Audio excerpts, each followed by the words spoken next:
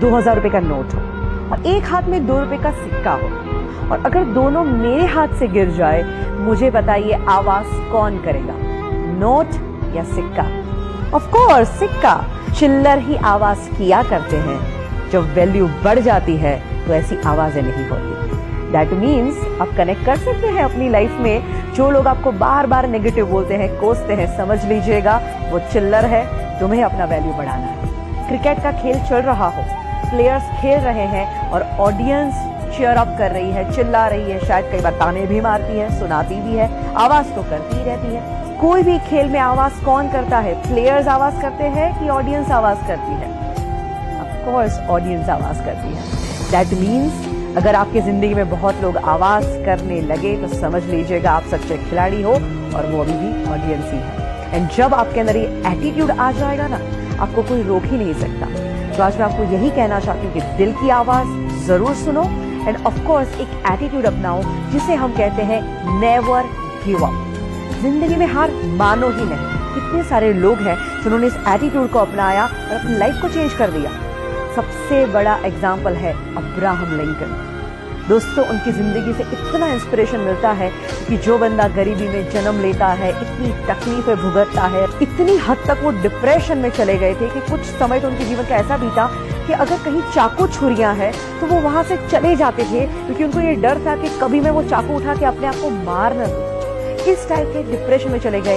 उसके बाद बिजनेस में फेलियर के बाद जब वो पॉलिटिक्स में आए, वहां पे भी क्या हुआ? Continuously failures.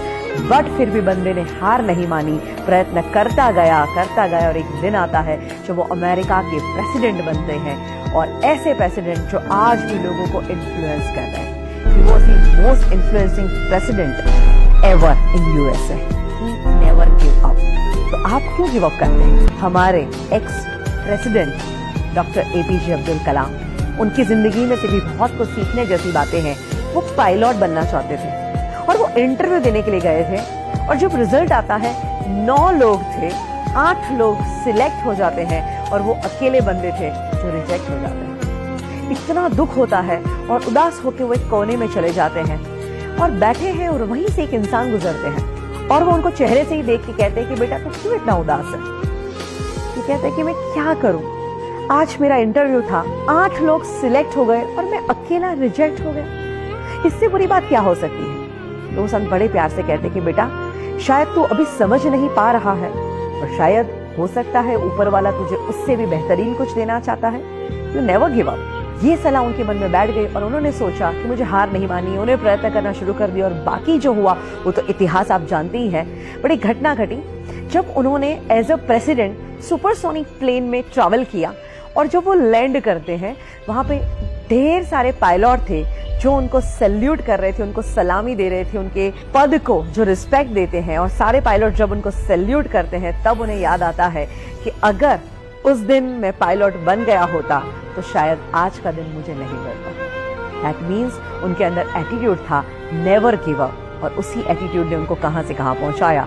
और सोचिए दोस्तों, अगर यही एटीट्यूड आप भी अपनाएं तो हम लोग कई बार चीज गलत ना हो जाए, मुझसे गलती ना हो जाए, इस डर से भी बहुत कुछ नहीं करते। बट याद रखिए, गलती वही करते हैं जो कुछ करते हैं। तो कुछ करने की हिम्मत रखिए। मेरे पास जब लोग सीखने को आते हैं, हम अपने सेमिनार लेते हैं, वर्कशॉप कंडक्ट करते हैं, और यही एटीट्यूड जब हम लोगों के अंदर जगाते हैं, हमने देखा है इतना ट्रांसफॉर्मेशन आता है।